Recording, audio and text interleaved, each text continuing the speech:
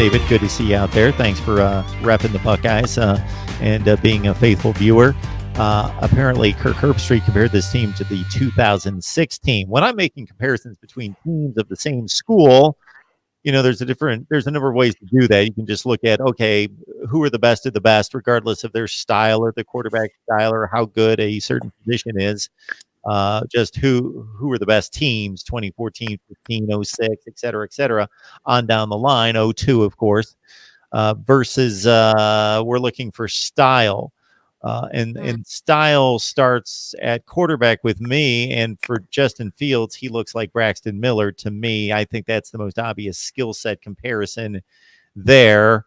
I don't know that I can compare the rest of the team. This defense has the opportunity to be much better than any defense that supported Braxton Miller at quarterback. Certainly those 2012 and 13 defenses had their leaks, especially that 13 unit late in the season against the likes of Michigan and others. So I don't know how to compare this team right now. I got to see them play again. This Michigan State game will be key, Penn State and others, and of course the game at the end of the year.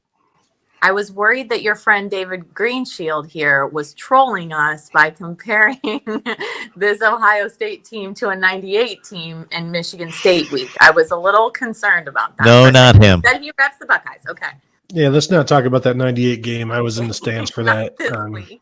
And I stayed in the stands for a while after the game because I don't think my legs worked yet at that point. Yeah, we actually talked to D. Miller this week, who I believe was the target of that last pass in the end zone from Joe Germain. Yeah, that he was blanketed by those Michigan State corners, and they blew like a 24-9 lead, if I remember correctly. It's funny when people talk about the upsets that Michigan State has caused Ohio State, the titles that they have caused Ohio State to lose. I guess it's because I cover the team now. I'm not emotionally as connected as I was in 98 when I was a student, but I immediately first think of the game 21 years ago. To me, that's the greatest defeat of my life. It's the worst moment of my life. It was that game at the time. And when people talk about 2013 or 2015, I'm like, yeah, those things happen. That's football. Back then, it was the end of the world. Absolutely, it was. Football. Yeah. My little story from that game was that I was reminded when I had my little, about a 6-month-old at the time, tugging at my pant leg at the end of the game, that he just wanted to play. That I guess there is other things going on in this world that are near and dear. So that's when I started to have a little bit more of a reality check. But the Michigan State series has been quite the series down through the years, and I went on line to look at the betting lines early in the week and saw 20 points. I remember I had the same reaction though 2 years ago with a Michigan State team that eventually won the Holiday Bowl, finished 10-3, finished in the top 15 in the country. Lo and behold, a 17-point underdog, and I'm like, I love the Buckeyes, but man, I'm taking the 17 points. 48-3. So I'm not predicting 48-3, but there is a talent discrepancy across the roster that makes this a difficult chore for the Michigan State offense in particular, Tony. Yeah, definitely. And I was as surprised as you were when I saw that 20, because that's a lot. And Ohio State may get there, but I wouldn't touch that one just because Michigan State's defense is really good. Now, Michael Penix in Indiana, they made some ground up, with the passing game and getting him out of the pocket. I think he completed 20 passes in a row at one time.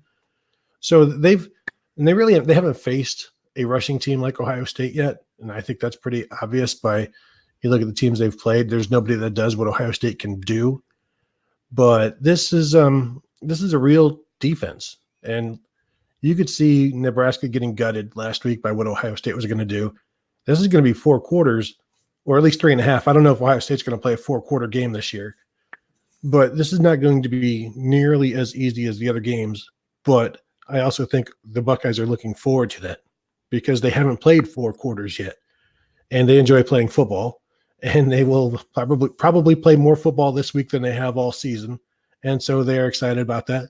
Plus, they still have doubters. And we could talk about this guy thinks they should be number 1. This guy thinks they should be number 1. But after every week, it's like, well, let's see what they do this week before people really want to buy in. And I'm sure if they do that, if they blow Michigan State out, they're going to make them look worse than they are. And then they'll create another, like, they made Nebraska look very bad. They make everybody look very bad. Maybe those teams aren't as bad as Ohio State makes them look. And maybe we'll see that again this week.